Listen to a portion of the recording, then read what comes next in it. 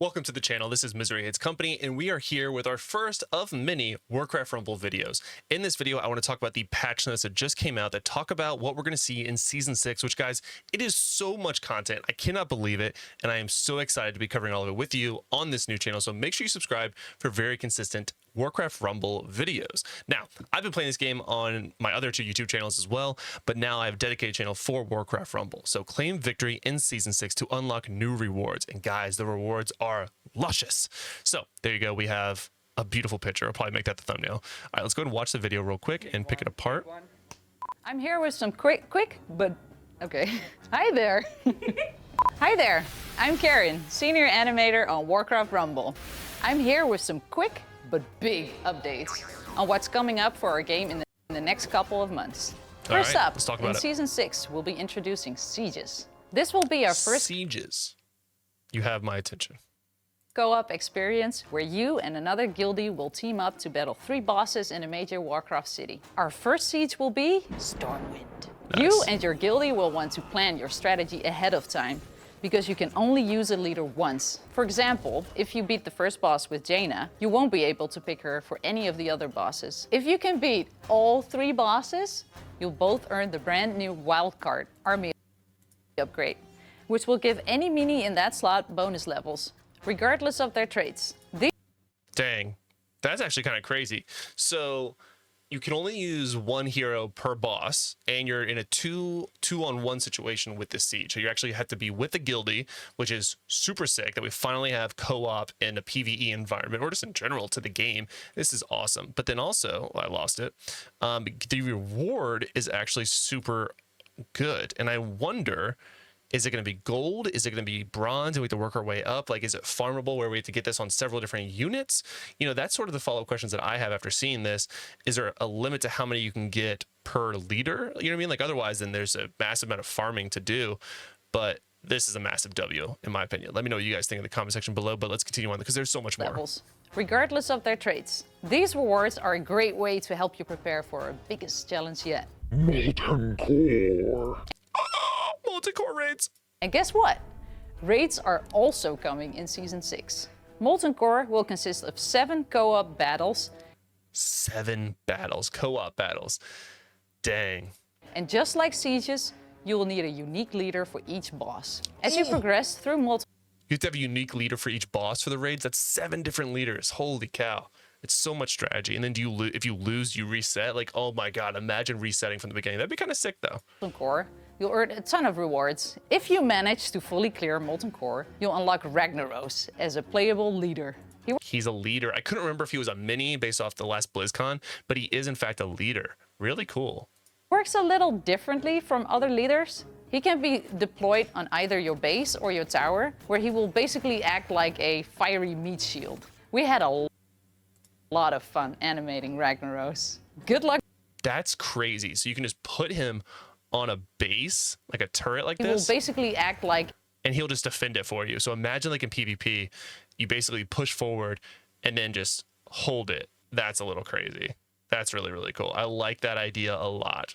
So you can be hyper aggressive. And then, so again, leaders, like there are some leaders that are more impactful than others, but Ragnaros is one of those ones that like I feel like is pretty well-rounded when it comes to like what he can do both offensively and defensively. Like if you're getting destroyed and you need to hold a tower defensively, put him on it. And like, how long does he last? There doesn't seem to be a cooldown on him. Is it just till he dies? Is it permanent? You know what I mean? Like, I'm not sure. And then can you move him? That would be another follow-up question. But like if you're being offensive and you like take the enemy's tower on their side and you don't want them to take it back, boom, Ragnaros. That's so cool. a fiery meat shield. We had a lot of fun animating Ragnaros. Good luck beating him though, because it's not going to be easy. Speaking of new units, in Season 5 we introduced Fairy Dragon and the new Cenarian family. Well, we can't leave her all by herself now, can we? Season 6 will introduce the first Cenarian spell, Earth and Moon, which alternates between casting Starfall and Entangling Roots. In Season 7, we'll add a bunch more Cenarian minis, including 2 leaders and 3 new troops, so you can build your first Cenarian armies. This family has a unique playstyle, focusing on defense and healing. You can give them a test run straight away, since we'll also be adding the new Moonglade zone to our campaign. And alongside all this, we're working on multiple quality of life improvements that have been requested by the community. For starters, we'll be increasing the guild size so you can get the most out of co-op. We'll have That's huge, especially with them introducing 2 new ways of doing co-op. Having the ability of having more people in your guild is a huge W. It's so hard to manage like only 15 players. Like I'm really curious how many people they're going to add. more to share very soon. Thanks for joining us and sharing your feedback. This is We sick. cannot wait to deliver this new content to you. Have fun in Stormwind and good luck beating Ragnaros. Molten core, molten core, molten core, molten core. That's cool. All right, so moving on now. Stormwind Siege. As you're ready to lay siege to the Alliance City of Stormwind in this co-op adventure.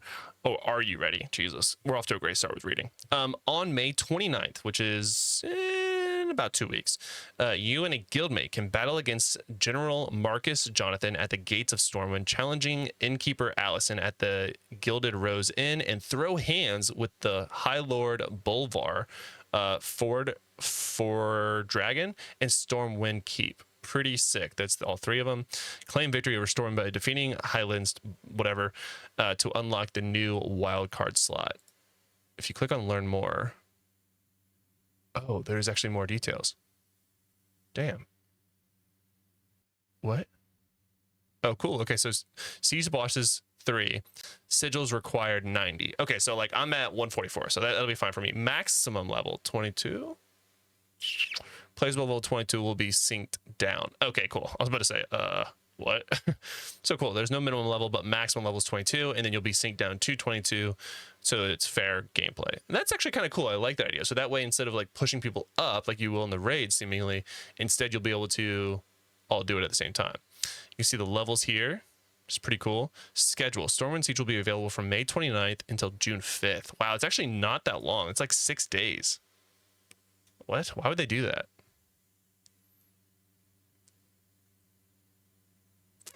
Oh, I see. So initial schedule, they explain it.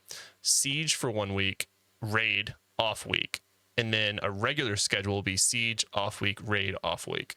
Okay, so it doesn't feel like a job. Okay, I take back my comment about why would they do that. They explained very quickly.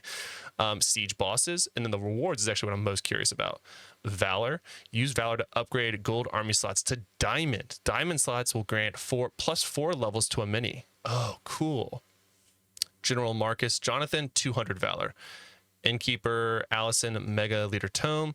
High Lord Bolvar. Okay, so the wild slot will affect the 3rd slot of a leader's army and allows any mini placed there to be active with it.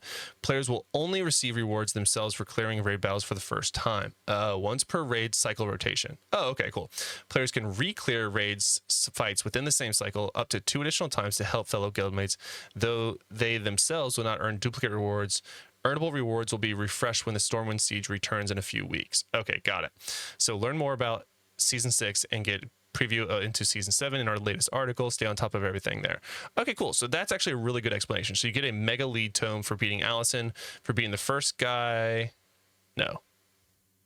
Yeah, this is the first guy. You get 200 Valor for that. We don't know how much Valor it's going to cost to upgrade it to Diamond, but that looks sick. Oh my gosh. And then obviously this one is when you beat the whole raid, and it goes to the 1 slot of a leader's army. You see right there, 3rd slot of a leader's army. So this will be something you'll have to go back and farm for again whenever the raid comes back on the following week. All right, let's go back. Where was I? Oh no. Cool. I like that. I like that. Explained a lot. All right, so Molten Core Raid. Look at that. Oh my god, it's so sick. I can't wait. 7 different hero leaders though, that's insane. I mean, they're giving us more leaders, I guess. If you skip leg day, you had a Molten Core 2. You'd have a Molten Core 2. Okay. On June 5th. Okay, so after the first week. Oh, okay, so that's where that other thing made sense. So June 5th is when the first siege will go away, and then we'll have the first raid. Grab a guildmate and dive into the warm and inviting lava pools of Molten Core. Battle against all fearsome foes some may expect to see in the Molten Core. All those different people and so many more. Defeat Ragnaros for the ultimate prize, Ragnaros as a leader. Just because he's a mini doesn't make him any less fearsome. Hopefully your opponents are wearing their brown pants. Ew. Not prepared to go into toe-to-toe with the Fire Lord himself. Strengthen your army by defeating and wing 1 and unlocking a new boost slot. Oh, cool. Okay, so this is another breakdown. Wow, they gave a lot of details in this. Holy cow. All right, so this is a Molten Core, powerful rewards in Molten Core. Blackrock Mountain, the result of what? Okay, blah, blah, blah, blah, blah. I don't want that. So this is raid boss is 7, sigils required 9, minimum level none. Wing 1 is 22 to level 24. Wing 2 is 24 to 26. And then Wing 3 is 26 to 28. And then Ragnaros himself is 28 to 30. That's a stretch. Now, you can always beat Wing 1 because it's only 22 to 24. And like the first 2 wings aren't terrible. This is when it gets rough. In terms of your level of your deck, that's going to be rough. Schedule. Molten Core will be available from June 5th at 11 a.m. PDT, blah, blah, blah, blah. And then you can see the raid weeks. So raid bosses and lore. I'm not big into lore, but you're more than welcome to look at them yourself. Ultimately, though, I can't wait for this. This looks so sick. I do want to look at the loot, though, the rewards. Also, shout out for Blizzard and Blizzard, because it's only Blizzard, for making such awesome details. So Valor. Okay. So Diamond slot. Use Valor to upgrade a Gold Army slot to Diamond Army. Diamond Army slots will grant plus 4 levels to a mini. So the first. Okay, they all. So clear. Okay, wait. So the first boss gives 100 Valor, then you get 100 Valor for that. We don't know how much Valor goes into an upgrade, but if you clear the full wing, the first wing, which is this first one, which is pretty doable, boost slots increase the base XP of any mini placed there to level 20.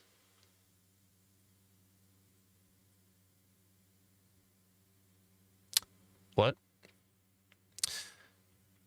This is the max level a mini can reach via XP only. In addition, 10 levels can be obtained from unlocking talents +3, increasing the mini's rarity +4, and having them in the correct Gold Army slot +3.